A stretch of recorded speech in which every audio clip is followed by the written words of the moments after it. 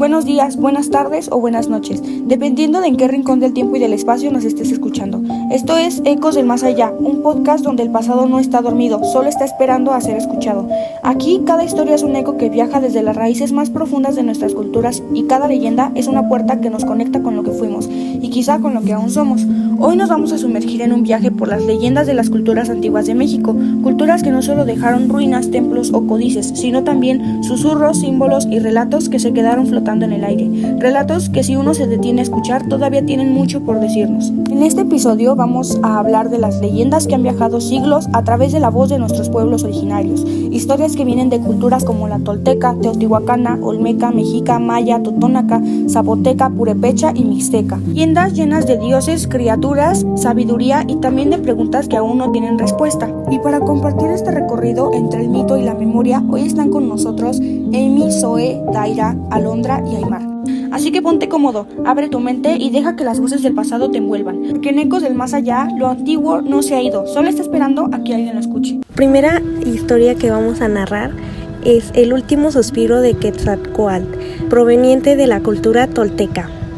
La caída del rey Dios. En los días de esplendor de Toyán, la gran capital tolteca, el dios rey Quetzalcóatl gobernaba con sabiduría, su piel blanca como la luna, su barba roja como el atardecer, pero un hermano Tezcatlipoca, el dios de las sombras, lo envidiaba.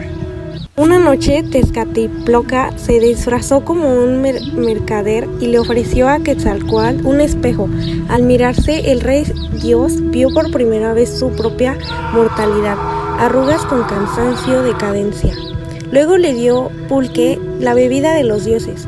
Quetzalcóatl, ebrio, cometió pecados que lo avergonzaron. Durmió con su hermana, ordenó sacrificios humanos y profanó los templos. Al despertar, lleno de remordimientos, juró venganza, pero antes de partir al exilio, maldijo Toyán. Que las calles se llenen de polvo, que los altares se tiñan de sangre, sin sentido, que mis hijos olviden mi nombre y que cuando lo recuerde sea demasiado tarde. La maldición que persiste. Esa misma noche, un viento negro arrasó la ciudad. Los habitantes comenzaron a envejecer de golpe, sus cuerpos secándose como hojas de otoño. Al amanecer, Toyán estaba despierta pero no muerta. Hoy, en las rutinas de Tula, los arqueólogos reportan cosas extrañas. Estatuas de los atlanes que giran lentamente cuando nadie las mira. Voces que susurran en náhuatl antiguo.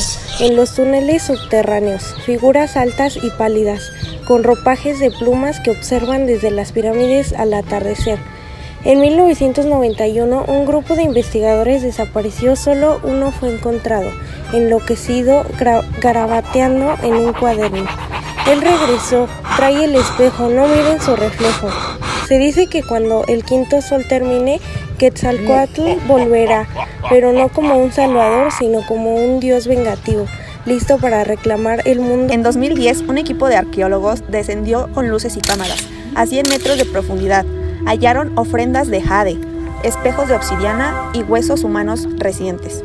La última transmisión de su cámara mostró muros que respiraban, como si estuvieran cubiertos de piel, un sonido de cascabeles que crecía en la oscuridad, una figura con ojos de jade que los seguía sin pies.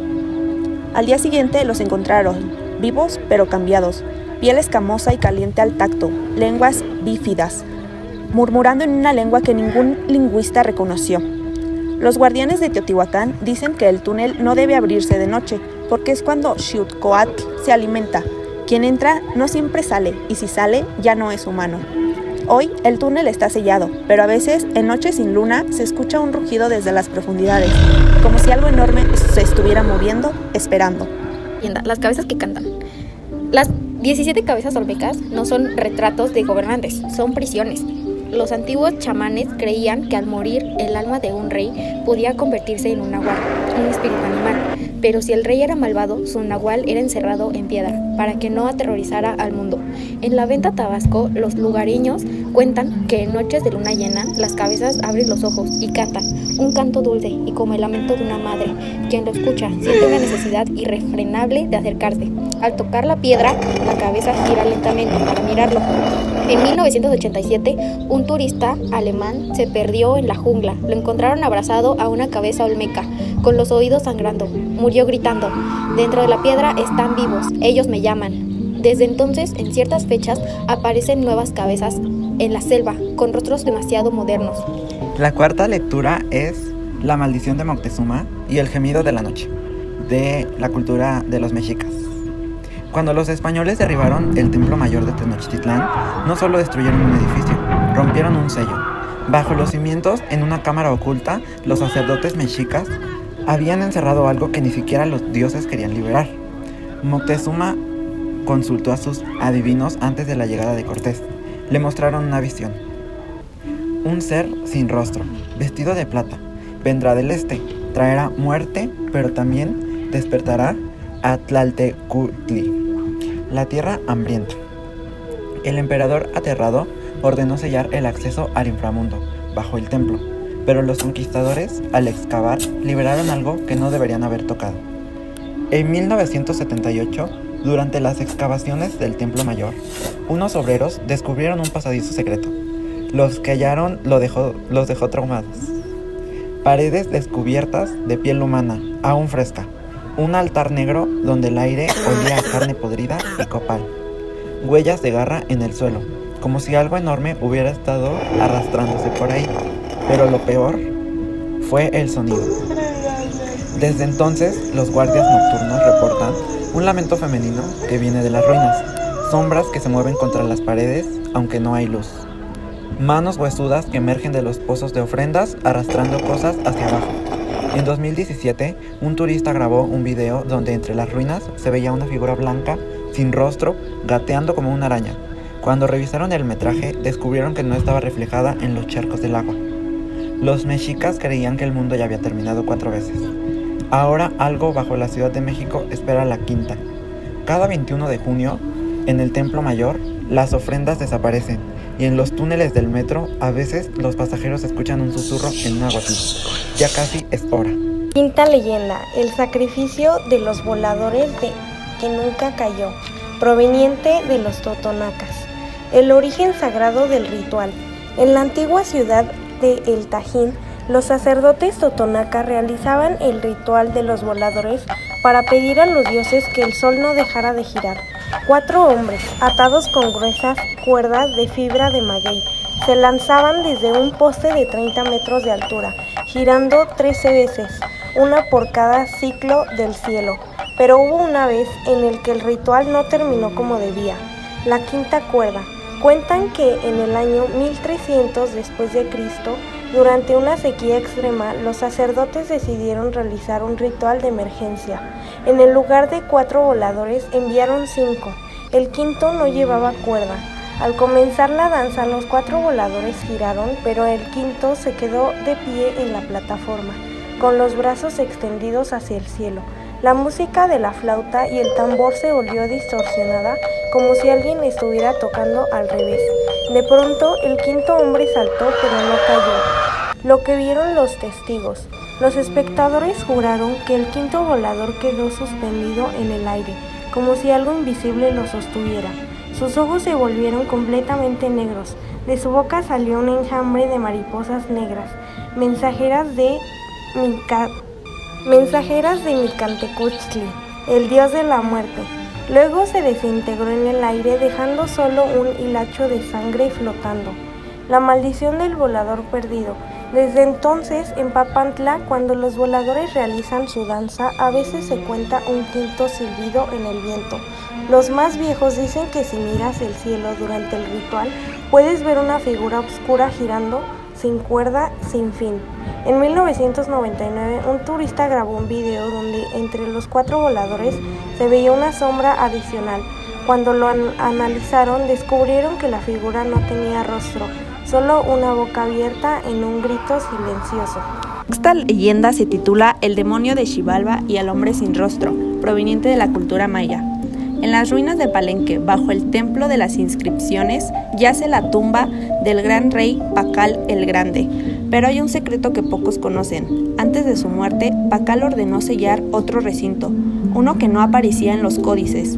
Un sacerdote llamado Akin Chel había intentado comunicarse con los señores de Xibalba, el inframundo maya, para robar sus secretos. Lo logró, pero a un precio terrible. Una noche, los guardias del palacio escucharon gritos desde su templo. Cuando entraron, encontraron a Akin Chel, arrodillado con las manos ensangrentadas, sosteniendo su propio rostro. Antes de morir, susurró: «Ellos vienen, y cuando encuentren a alguien sin máscara, se la llevarán». Desde entonces, en las selvas de Chiapas y Yucatán, los campesinos cuentan historias de un ser alto y delgado que merondea en la oscuridad. No tiene rostro, solo una piel lisa y brillante como la porcelana. Susurra en maya antiguo, palabras que hacen sangrar los oídos. Si te encuentra solo en la noche, te ofrece un trato. Dame tu rostro y yo te diré tu futuro. Quienes aceptan despiertan al amanecer sin ojos, sin boca, sin identidad. Pero quienes se niegan simplemente desaparecen, dejando solo un charco de agua negra donde estuvieron parados. La isla de las muñecas, de la cultura purépecha.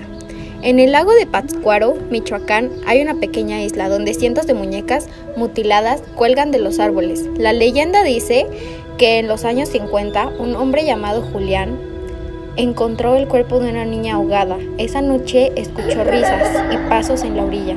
Para calmar su espíritu, comenzó a colgar muñecas robadas en los árboles, pero salió algo mal.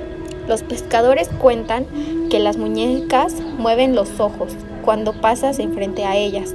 Susurras nombres en voz baja. Si una cae al agua, al día siguiente aparece de vuelta en su rama, pero mojada.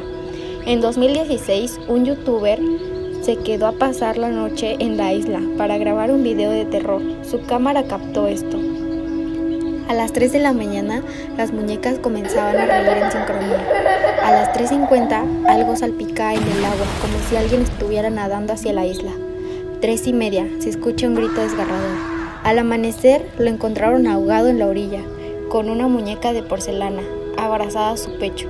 Cuando la retiraron, vieron que su boca estaba cosida con un hilo negro, igual que la de la muñeca. La octava leyenda.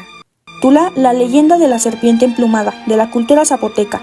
Esta cuenta que en los tiempos antiguos, cuando el mundo aún estaba envuelto en niebla y los dioses caminaban entre los hombres y los zapotecas, el pueblo de las nubes emergieron de las entradas de la tierra guiados por un ser divino, la serpiente emplumada, el espíritu del trueno y la sabiduría. La tradición oral cuenta que en las profundidades de las cuevas de Apoala, en la Mixteca Alta, brotó un árbol gigante de donde surgieron los primeros ancestros zapotecas, este árbol sagrado llamado el árbol de la vida, quien les enseñó el arte de la agricultura, la escritura y la guerra. Pero claramente no fue un regalo fácil. El dios de la lluvia se enfureció al ver que los humanos recibían tanto conocimiento y envió diluvios para ahogarlos. La serpiente emplumada, en un acto heroico, se enroscó alrededor del valle de Oaxaca y con sus plumas de jade detuvo las aguas, dando forma a los ríos y montañas que hoy existen. Pasaron generaciones y 2 hermanos gemelos, el sabio y el guerrero, heredaron el reino de sus padres en Sachila, pero una maldición cayó sobre ellos. El guerrero, celoso del poder de su hermano, lo asesinó en un ritual nocturno. Su sangre se filtró en la tierra y de ellos brotaron los espíritus de los antepasados. Y estos anunciaron: mientras los zapotecas luchen entre sí, la tierra beberá su sangre, solo la unidad los hará invencibles. Desde entonces, las guerras internas debilitaron a los señoríos zapotecas hasta que llegó el gran último rey, quien logró unificarlos ante la amenaza mexica. Cuentan los ancianos que antes de abandonar el monte Albán, cuando los zapotecas migraron a Sachila, los sacerdotes sellaron un pacto con los espíritus del lugar. En la tumba 7, descubierta en 1932 por Alfonso Caso, se hallaron ofrendas con inscripciones que narran cómo los nobles zapotecas pedían permiso a los ancestros para partir. Hoy se dice que quien visita Monte Albán al amanecer puede ver sombras de guerreros danzando entre las ruinas, protegiendo al conocimiento de su pueblo. La novena leyenda es el demonio del espejo de obsidiana, de la cultura mixteca. En las tierras altas de Oaxaca, donde los mixtecos levantaron sus ciudades entre las nubes, existía un objeto tan poderoso como temido, el Ye Tetzau. El espejo de obsidiana negra. Según los códices mixtecos, este espejo no era un simple trozo de piedra pulida. Había sido forjado en las entrañas del inframundo, en el reino de Mictlantecutli, el señor de la muerte. Su superficie no reflejaba el mundo, como los espejos comunes, sino la verdad oculta del alma de quien lo miraba. Los sacerdotes lo usaban en rituales sagrados para predecir el destino de los gobernantes. Pero había una regla inquebrantable: nunca mires en él por más de un instante, porque tarde o temprano él te mirará de vuelta. El más famoso en caer en su trampa fue Octavo Venado Garra de Jaguar, un guerrero mixteca que unificó gran parte de la región bajo su mando. Creyéndose invencible, decidió usar el espejo para ver su futuro antes de una gran batalla. Cuando sus ojos se encontraron con la superficie negra, no vio su reflejo. En su lugar apareció un cadáver con su rostro, los ojos devorados por gusanos, la boca abierta en un grito eterno. Pero lo peor no fue eso. El cadáver en el espejo le sonrió. Esa misma noche, el palacio de Octavo Venado se convirtió en un escenario de pesadilla. Los guardias se mataron entre sí, creyendo ver demonios en los rostros de sus compañeros. Las sacerdotisas enloquecieron, arrancándose los ojos con sus propias manos. Octavo Venado fue encontrado al amanecer arrodillado frente al espejo, con las cuencas vacías y la boca llena de obsidiana molida, como si hubiera intentado devorar el artefacto. El espejo desapareció esa noche, pero no para siempre. A lo largo de los siglos, el Ye Dazhao ha reaparecido en momentos clave. En 1521, un soldado español lo encontró entre las ruinas de un templo. Al mirarlo gritó: «¡Los muertos caminan!», y disparó contra sus propios hombres. Su cuerpo fue hallado ahorcado con su propio uniforme. En 1893, un coleccionista británico lo exhibió en Londres. 3 días después, todos en la galería habían muerto, cada uno con un trozo de espejo clavado en los ojos. En 1987, un antropólogo lo descubrió en una cueva cerca de Jan-Witland. Grabó sus últimas palabras antes de desaparecer: «No es un espejo, es una puerta, y algo del otro lado quiere salir». Hoy se dice que el Ye Dazhao sigue vagando. Aparece en mercados antiguos, vendido por un anciano que desaparece después de la transacción. Se esconde en sótanos de museos, donde los vigilantes reportan risas en la oscuridad. A veces se mira solo en fotografías antiguas, siempre en manos de alguien que murió poco después. La leyenda advierte: si alguna vez ves tu reflejo en un espejo de obsidiana y parpadeas, pero el reflejo no lo hace, ya es demasiado tarde. Y pues bueno, hasta aquí llegamos por hoy. Gracias por quedarte a escuchar este episodio. Ojalá te haya gustado y te hayas quedado pensando en algo, aunque sea un poco.